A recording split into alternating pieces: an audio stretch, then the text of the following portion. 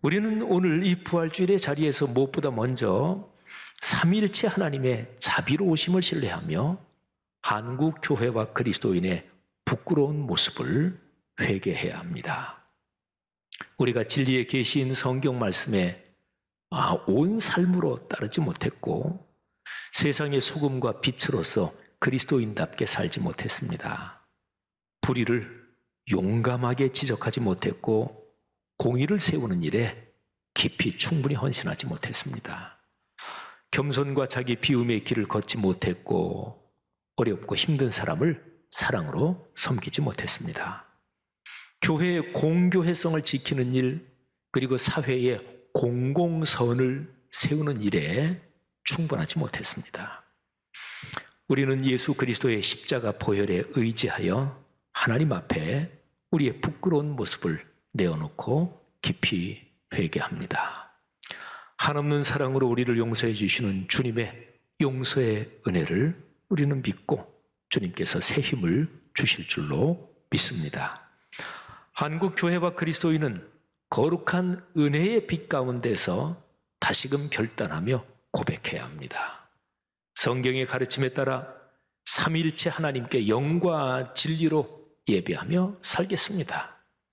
예배에서 받은 은혜가 일상과 인격의 변화로 이어질 뿐 아니라 사회의 모든 영역에서 사랑과 공의가 드러나도록 헌신하겠습니다. 특히 오늘날의 코로나 상황에서 어려움을 겪는 사람들의 삶을 돌아보고 그 고통을 함께 짊어질 것을 다짐해야 합니다. 교회는 사회 속의 섬이 아니라 세상 한가운데서 주님께서 주신 그런 거룩한 기관으로서 주님의 소명을 자신의 사명으로 짊어지고 순명으로 살겠다고 다시금 깊이 고백하며 결단합니다. 자비로우신 하나님 아버지께서 우리의 고백과 결단을 받으시는 줄로 믿습니다. 우리 시대의 기독교 신앙은 사실은 오늘날 굉장히 큰 변화 그리고 도전에 직면해 있습니다. 코로나19는 21세기의 5분의 1을 지나고 있는 인류에게 문명사적 전환을 요청하고 있습니다.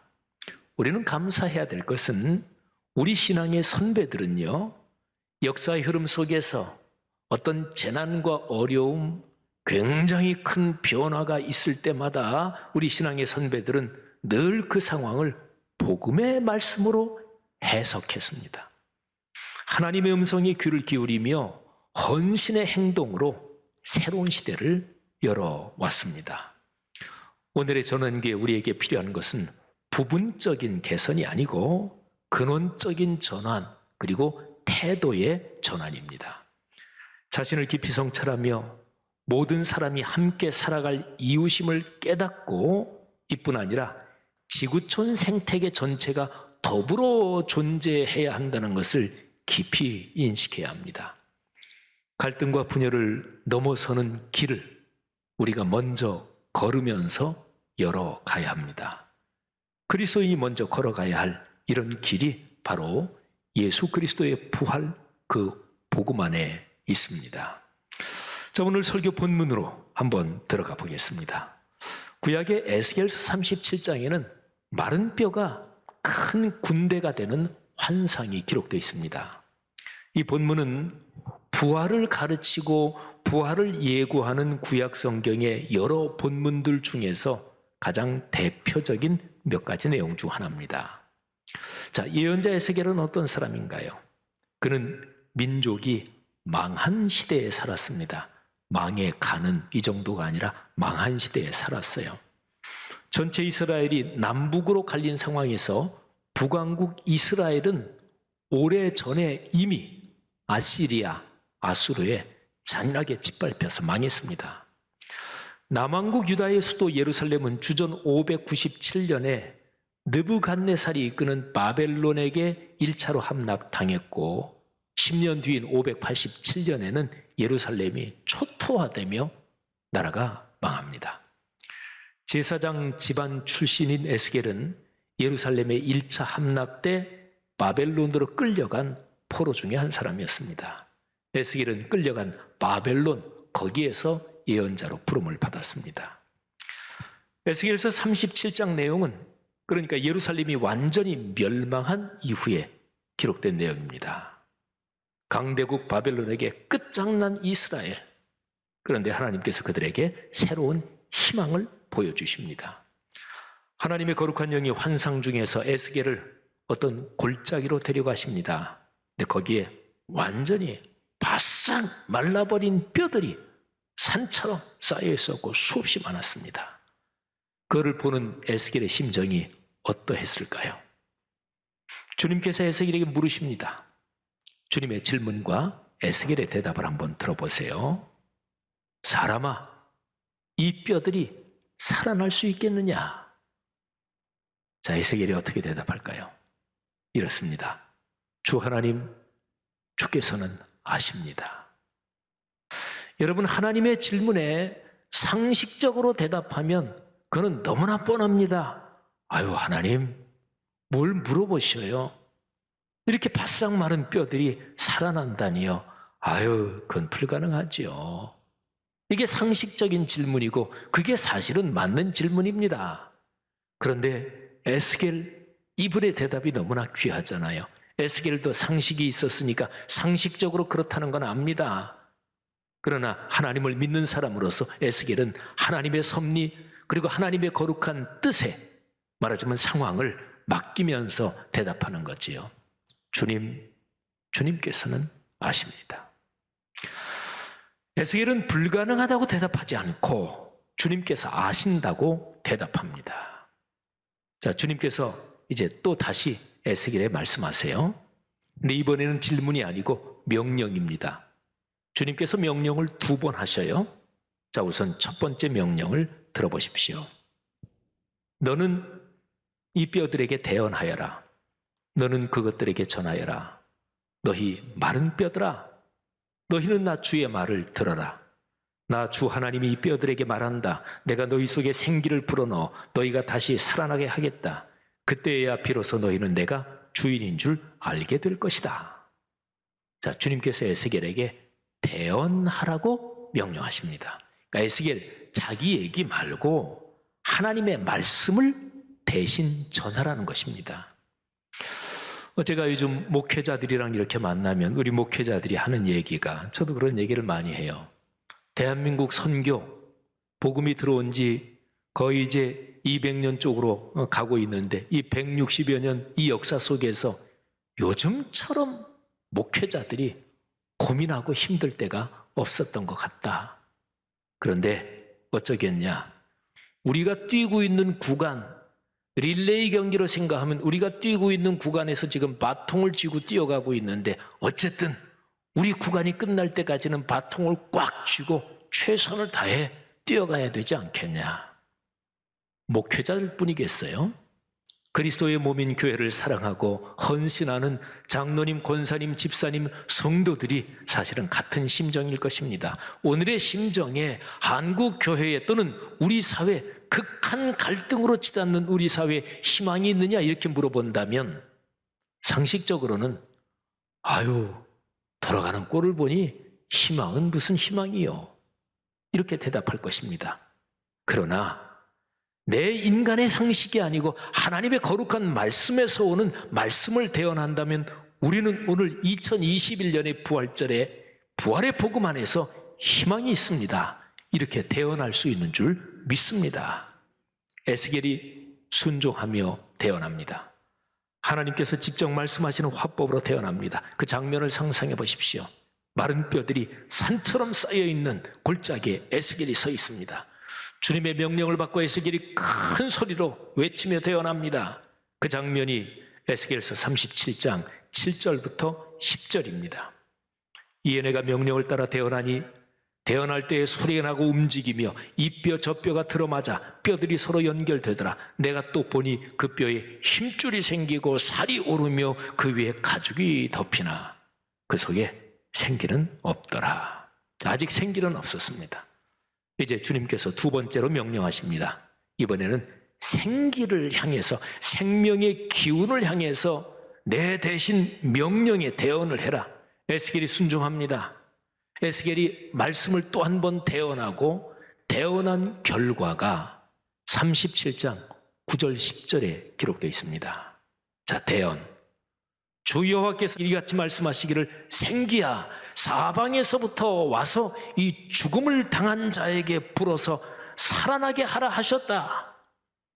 내가 그 명령으로 대언하였더니 생기가 그들에게 들어가매 그들이 곧 살아나서 일어나 서는데 극히 큰 군대더라. 아멘. 사랑하는 그리스도인 여러분, 에스겔서의 이 내용이 오늘의 우리에게 어떤 가르침을 주는 것인가요? 무엇보다 먼저 도무지 가능하지 않은 마른 뼈의 상황에서 하나님의 말씀으로 반전의 가능성이 열린다. 이 점을 주목해야 합니다. 이 점은 교회와 그리스도인이 먼저 자신에게 적용해야 할 가르침입니다.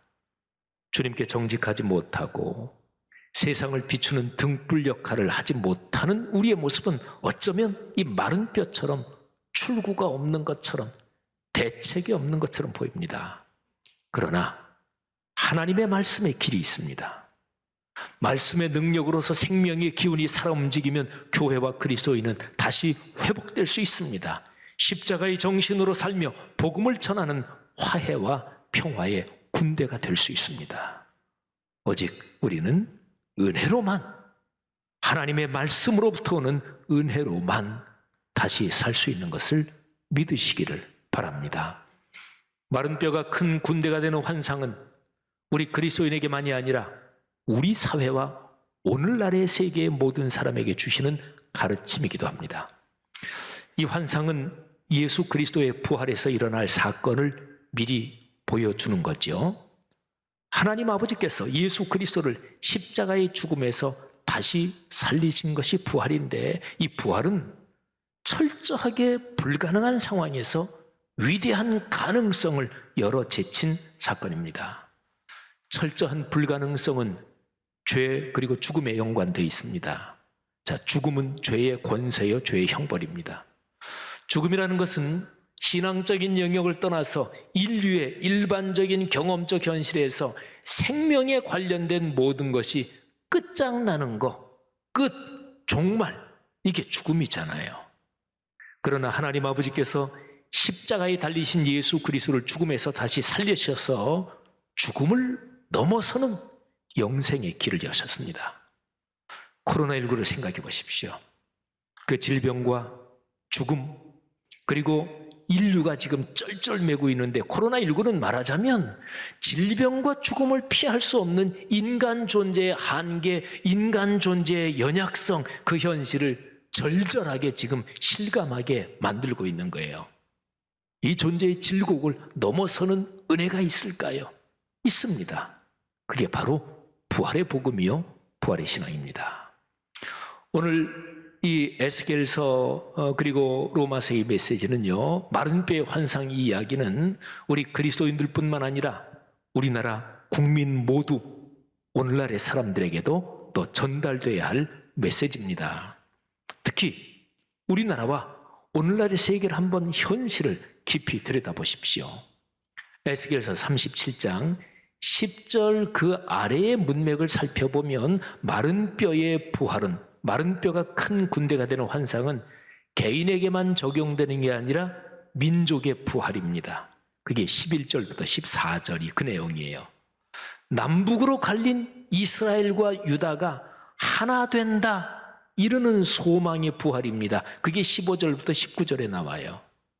한 걸음 더 나가서 창세기 12장 3절에서 하나님께서 아브라함에게 너를 통하여 모든 민족이 복을 받을 것이다, 이렇게 말씀하셨는데, 모든 세계 사람들에게 복음이 전해지는 하나님의 위대한 섭리가 전개되는 것, 그 환상이 또 여기 마른 뼈 이야기에 담겨 있습니다. 그게 에스겔서 오늘 이 말씀은 37장의 20절부터 28절에 기록되어 있습니다. 사랑하신 여러분, 마른 뼈가 큰 군대가 되는 환상이 어느 개인, 어느 집단의 얘기가 아니라 우리 공동체 모두의 얘기요, 온 세계 모두에게 해당된다. 이게 얼마나 중요한지 한번 생각해 보십시오. 자, 우리나라의 미래가 남북 관계에 걸려 있다. 이거는 누구나 아는 현실입니다. 남북관계 최악의 상황, 전쟁이 벌어지는 거지요. 저희 아버님도 세상을 떠나시기 전에 그랬습니다. 요즘 젊은 것들이 뭘 전쟁하냐. 우리같이 해본 사람이 싸워야지. 전쟁 나면 난 제일 먼저 총 들고 또 나간다. 연세 드신 분들 중에서도 그런 심정을 가지신 분들 계시겠지만 전쟁 나면 같이 폭삭 망합니다. 지금 동아시아는 전 세계에서 최신 무기 군사 증강이 가장 급속도로 지금 증강되는 곳이 동아시아예요. 중국이 너무나 발전하니까 강력해지니까 미국 혼자서 누르기가 벅차니까 일본 빨리빨리 무장해라. 엄청나게 군비 속도가 증가하고 있고 우리나라도 군사력을 증강해야 되지요. 동아시아 최악의 상황은 전쟁 나는 것입니다. 중국이 대만을 침공할까요? 만일에 침공한다면 미국이 그냥 있을 수는 없을 것입니다. 최악은 전쟁이에요. 다 죽습니다. 그러면 바람직한 방향은 정치적인 또는 국제 외교적인 점에서 또는 힘을 과시하고 군사력을 증가하는 거 필요하지요. 그러나 기독교적인 신앙으로 본질적으로 보면 어느 방향으로 가야 되느냐? 분명하지요. 전쟁으로 가면 안 되지요. 화해와 평화로서 남북이 상생하는 것이 한반도가 사는 길이고 동아시아가 사는 길입니다. 전 세계적으로 30년 동안 경제적으로 꽉 발전해 온 거를 신자유주의라 그래요. 이걸 쉽게 설명하면 우리 관세 장벽 다 없애자. 시장을 전 세계 크게 만들자. 그러면 시장이 점점 커질 거다. 서로가 다 잘 살게 될 거다. 이게 신자유주의. 30년 동안 무지무지한 속도로 달려왔어요. 시장 커졌습니다. 전 세계 공급량 늘고 소비량도 늘었습니다. 그런데 그러다 보니까 우리나라에서 예를 들어서 지방 어떤 도시에서 조그맣게 어떤 제품을 생산하는 그 사람도 전 세계 그 같은 제품의 생산 시장하고 꽉 짜여져 들어갔습니다. 어느 누구도 예외가 없습니다. 그러니까 이렇게 되니까 부자들은 천문학적인 상상할 수 없이 부자가 되고 그리고 가난하고 어려운 사람 생기고 중산층은 영국, 일본 전통적으로 중산층이 강력한 나라들인데 다 중산층이 무너져 버렸습니다.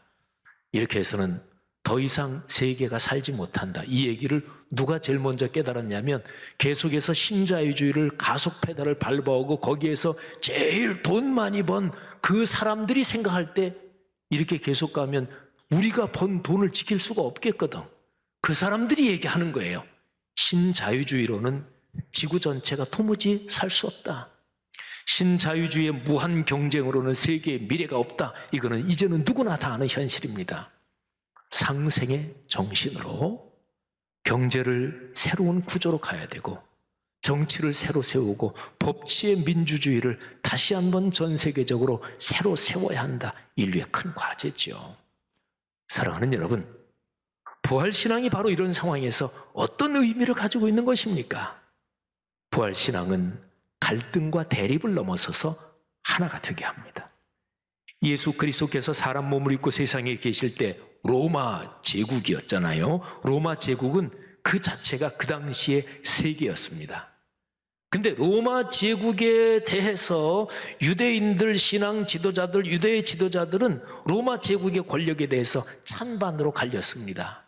사두개인들은 적절하게 타협하고 있었고 바리새인들은 강하게 비판하고 있었고 헤롯 왕과 그 일파들은 로마 제국에 착 달라붙어 있었고 열심당을 비롯한 독립운동하던 사람들은 아주 무력으로 독립운동도 했고 찬반이 갈려져 있었습니다. 그러나 예수 그리스도께서는 이런 대립을 넘어서는 더 상위의 가치, 로마 제국 찬성이냐 반대냐 이게 아니고 더 상위의 가치를 가르치셨는데 그게 바로 하나님의 사랑이에요. 극한 대립의 끝은 공멸입니다. 보수나 진보 우리 사회에서 극보수, 극좌, 극진보 이 양쪽은 바람직하지 않습니다. 보수나 진보의 가치보다 더 상위의 가치가 있습니다. 그게 바로 예수 그리스도의 복음 안에 있는 거예요.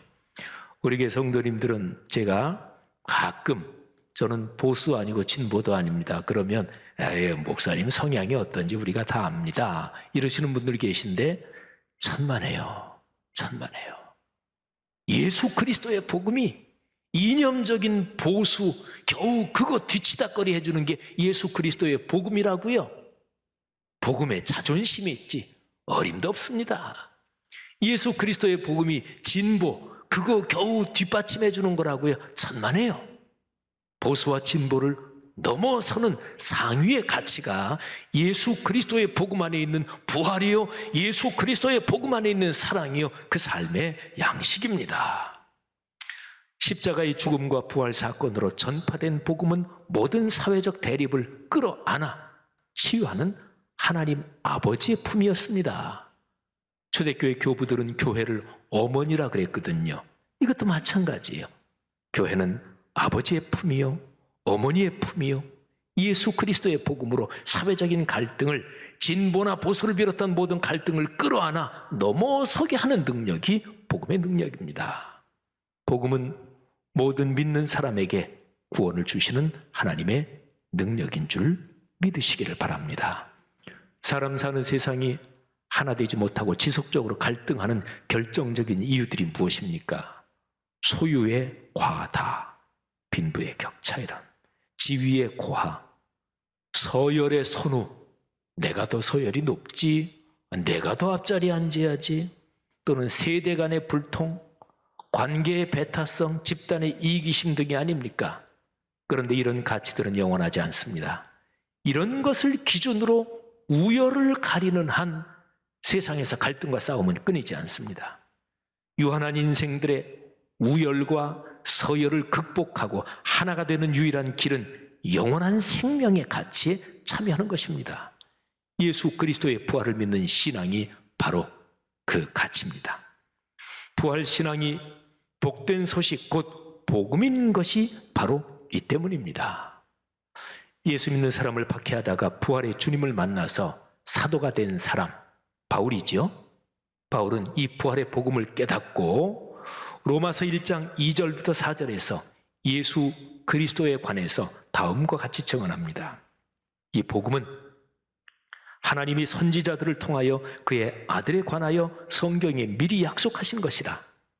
그 아들 예수 그리스도에 관하여 말하면 육신으로는 다윗의 혈통에서 나셨고 성결의 영으로는 죽은 자들 가운데서 부활하사 능력으로 하나님의 아들로 선포되셨으니 곧 우리 주 예수 그리스도시니라. 아멘.